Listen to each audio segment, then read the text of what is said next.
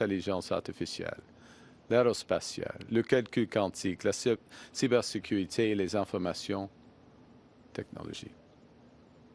We're launching negotiations on a new double taxation agreement to make it easier for Canadians to work and invest in Qatar, and vice versa. And we're deepening our defense relationship with joint training, expertise sharing, industrial partnerships, and military exchanges. Canada will also establish a defense attaché here in Doha to further opportunities to partner in defense, joining Canadian forces in this country. When the people of different countries are familiar with each other's cultures and perspectives, they're enriched and they trust each other more. They also want to do more together, to build together. And to that end, Canada and Qatar are strengthening our people-to-people ties and our cultural ties. This year, Qatar begins its year of culture, building lasting relationships through cultural, educational, business, and creative exchanges. Canada, to further these efforts, will expand our air transport agreement to increase direct flights to this country. We'll also lead to more tourism and business between our nations.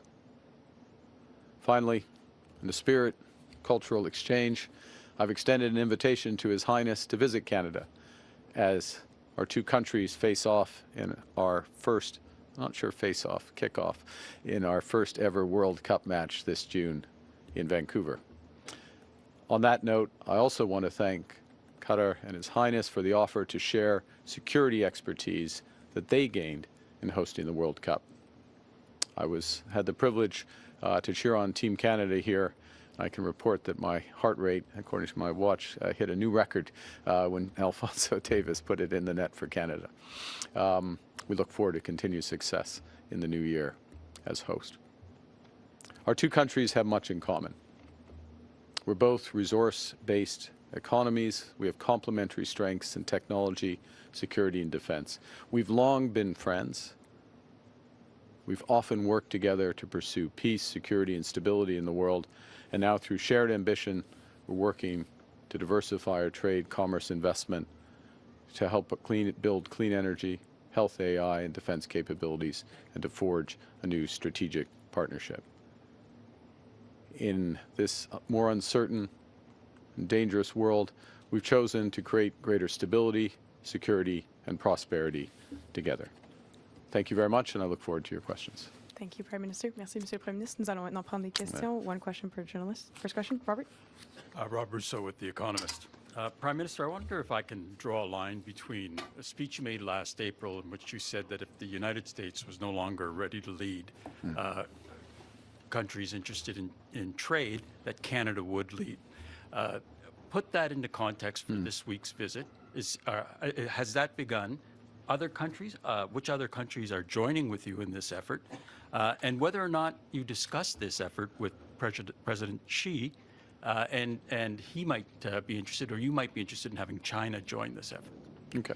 So this is an important question. Let me generalize the question first and then go more specifically, which is what's happening at pace and at scale is that a number of the multilateral relationships, institutions, rules-based systems are being eroded by various decisions of various countries, the United States included. And the consequence of that is that there's a reduction in freer trade. Much more trade is tariff-based or otherwise restricted. And there is virtually no, with all due respect to those who are trying to push, but virtually no multilateral progress in these areas. Where there is progress, and where Canada and like-minded countries are looking to make progress, is through plurilateral deals, fancy word, economist knows it, which is multiple countries but not all countries. So an example of that is the Trans-Pacific Partnership. Another example of it is the European Union, amongst the European Union, but the European Union with like-minded countries, Canada included. You just saw this week the European Union deal with Mercosur. One of the things we're doing, and one of the things I did discuss with President Xi, is where does it go from here? One of the first steps, and we're on record in advocating this, and we're working to make this happen, is to build a bridge between the European Union and the Trans-Pacific Partnership. Now, Canada is a member of both. I mean, we have a free trade, I should say more specifically, we're part of Trans-Pacific Partnership, but we also have a free trade, comprehensive free trade agreement with the EU, which has just been expanded by the agreement that we signed this past June with them and that we're working through to implement. So we're brokering, helping to broker bringing that together. There is logic for other countries to join if that initial progress is made, but of course there's contingencies around that. The first has to happen in that. That is, to finish and bring it all together, that is not as good as a multilateral system that works, but it's far better than a system that's splintering into autarky and in the extreme, and that's what we're working towards. Was there interest from President Xi?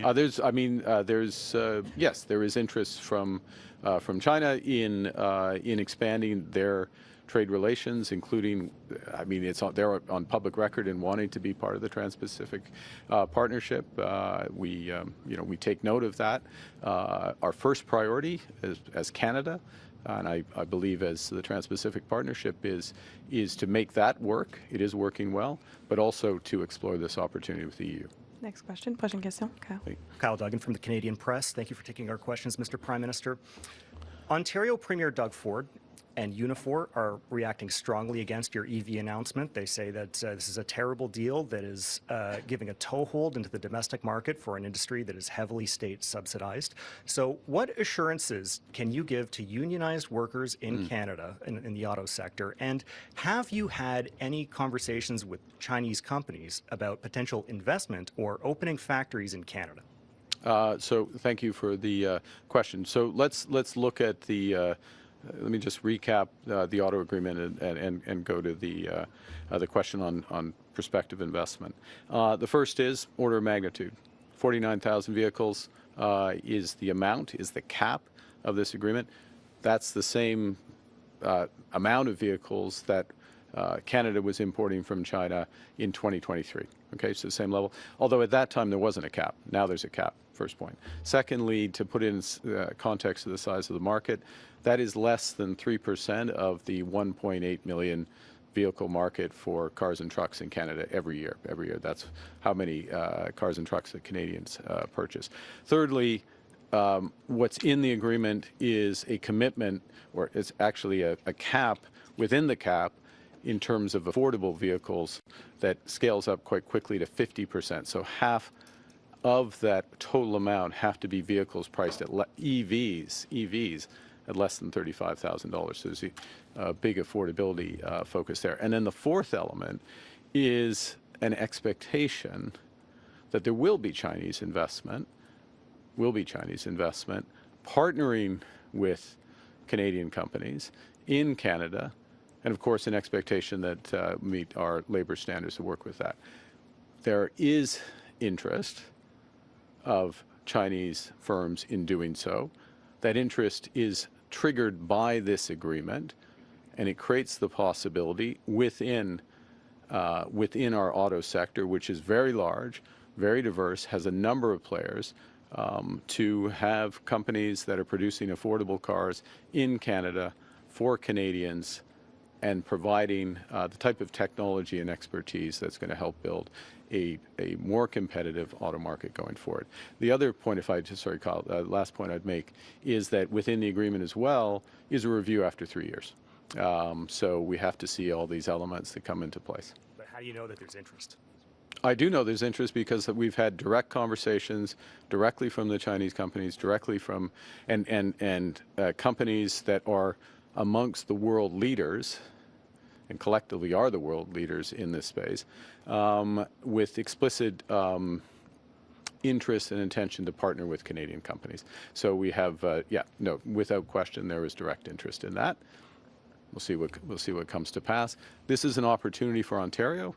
It's an opportunity for Ontario workers, opportunity for Canada, done in a controlled way, with a modest start, This is how, it's interesting. The term you used, you said toehold.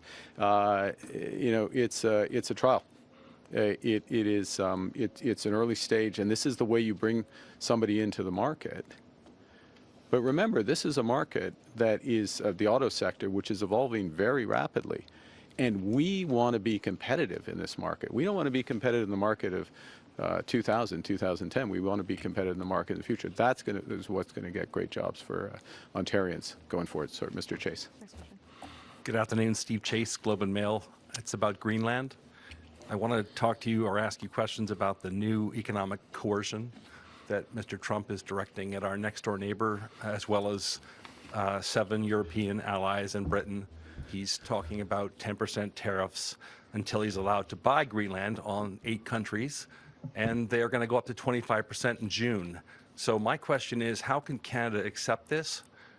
What are you going to do about it, including adding to the military presence in Greenland? And what are you going to tell Mr. Trump? What's your message to Mr. Trump about this economic coercion if you meet him in Davos?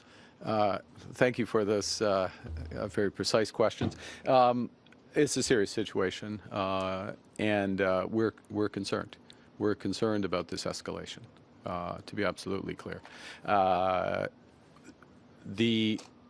We always will support sovereignty and territorial integrity of countries wherever their geographic location is.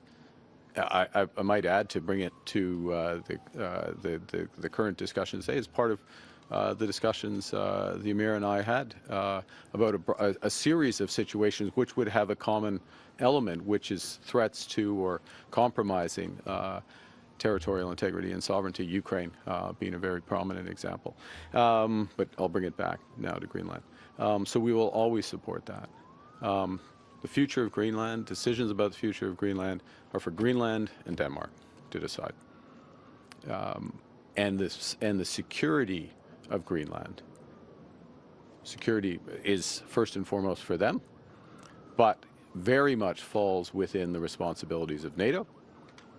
I had conversations with the NATO Secretary General in Paris 10 days ago, within the past 2 weeks at least, about how we're going to further enhance that security umbrella. It's something that Canada is working on already and contributing to. When I say working on within the broader Arctic, the so-called western flank and northern flank of NATO.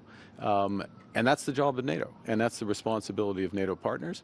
I have spoken to our European NATO partners, a number of them, Nordic NATO partners. I've spoken to the Prime Minister of Greenland, and there's a full commitment, not surprisingly, as is appropriate, of NATO partners to the security of Greenland. That's the right way to address this security, and the right way, if I finish and then hand back, in terms of whether it's development of critical minerals, is to develop in partnership.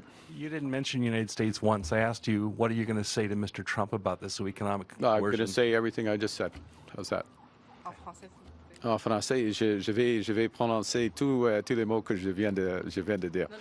Non, On va? Oui, OK. oui. En ce qui concerne... Alors, Est-ce que vous êtes oui, le Canada est préoccupé par l'escalade actuelle. Premier point. Deuxièmement, la souveraineté et l'intégrité territoriale de n'importe quel pays, dans n'importe quel coin du monde, est inviolable. C'est un des aspects des discussions avec Son Altesse, c'était sur ce sujet, sur l'Ukraine, sur d'autres situations actuelles. Les décisions pour l'avenir de Groenland, de le Groenland, c'est la responsabilité du Groenland et du Danemark. Et la sécurité de Groenland, c'est la responsabilité premièrement pour le Danemark et le Groenland, mais dans l'ensemble, c'est la responsabilité de l'OTAN. Et j'ai eu des conversations avec le secrétaire général de l'OTAN sur ce sujet, plus que ça, plusieurs discussions avec des dirigeants des pays européens sur ce sujet. Canada fait son part de sécurité actuelle de l'Arctique. Okay? Prochaine question, Laurence. Donc, est-ce que pour vous, la volonté de M. Trump d'annexer le Groenland, c'est de l'impérialisme? Et est-ce que si M. Trump ne lâche pas le morceau et va de l'avant, est-ce que c'est la fin de l'OTAN? Ce n'est pas nécessaire de continuer avec cet épisode, selon nous, parce qu'on peut renforcer la sécurité de Groenland avec les atouts et la volonté de l'OTAN, du pays de l'OTAN. Mais est-ce que c'est de l'impérialisme, ma première question? Ce n'est pas nécessaire. Ce n'est pas nécessaire, cette situation. Et comme je viens de dire, le Canada est préoccupé par l'escalade actuelle. Mais pourquoi We'll go to the last question. Dernière pourquoi est-ce que vous ne question. voulez pas critiquer Dernière. M. Trump? We'll go to Ashley. Ouais, et dans l'ensemble, je ne suis pas d'accord avec l'idée, ça c'est clair. Ça c'est clair. Alors, mais c'est le job. Dans une situation, il y a des situations, c'est la responsabilité du Canada de trouver des solutions. Et la solution est ici, l'avenir du Groenland, c'est le choix du Groenland et Danemark. Et la sécurité de Groenland, c'est la responsabilité ultime de l'OTAN. Last question. Dernière question. Ashley. Good afternoon, Prime Minister. Ashley Burke, CBC News. Why are you accepting President Trump's invitation to join his Board of Peace? Is it acceptable to pay $1 billion to be a permanent member?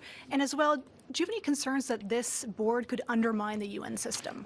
Well, a couple of things there. One is that we will, I mean, there is a humanitarian tragedy in Gaza that is ongoing. And Canada will make every effort possible to address the situation and provide, at first step to alleviate stop the suffering, the intensification of the suffering, alleviate the situation, provide humanitarian aid, stabilize, ultimately move towards peace and a two-state solution. So we will explore every avenue in order to do that.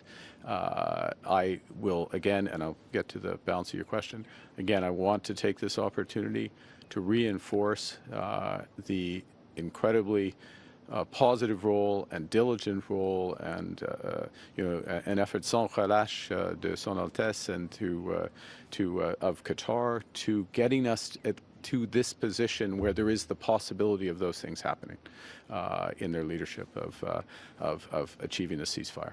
First point.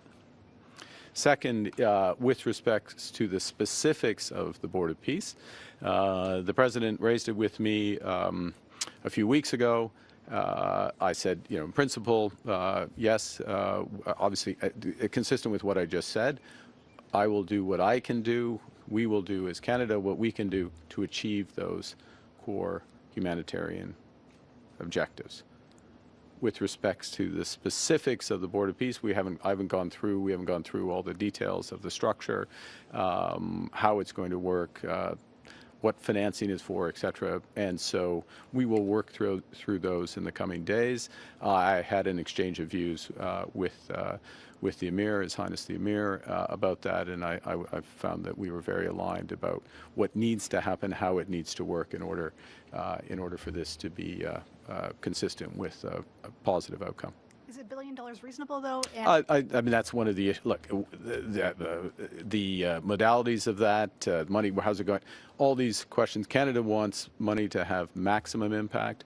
Let me underscore one thing. Let me underscore one basic thing about the situation. We still do not have unimpeded aid flows, humanitarian aid flows at scale to the people of Gaza.